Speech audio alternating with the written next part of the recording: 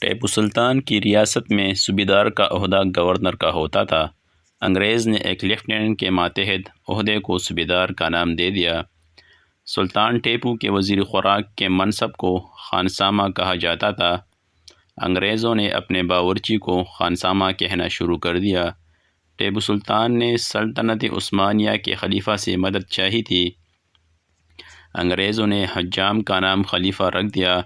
ٹیپو کے دربار میں پگڑی کو عزت اور فضیلت کی علامت سمجھا جاتا تھا۔ انگریز نے نوکروں اور غلاموں کو پگڑی پہنا دی۔ ٹیپو سلطان کے دور میں جمعدار ایک بہت بڑے پولیس افسر کے عہدے کا نام تھا۔ انگریزوں نے خاپکروپ کو جمعدار کا نام دے دیا۔ بادشاہ یا سلطان کے دو بڑے معتمد اور اعلیٰ وزیر بادشاہ کے دائیں اور بائیں بیٹھتے تھے، تو ان کی قربت اور سمت کی وجہ سے اور فارسی میں چپ بائیں اور راست دائیں کی نسبت سے چپڑاسی کہلاتے تھے۔ اتنے معزز عہدوں کے نام کو ذلیل کرنے کے لیے پین کو چپڑاسی کا نام دے دیا گیا۔ ہماری فرمان برداری دیکھیے، ہم آج تک نفرت اور تذلیل کی اس میراث کو گلے سے لگائے پھر رہے ہیں۔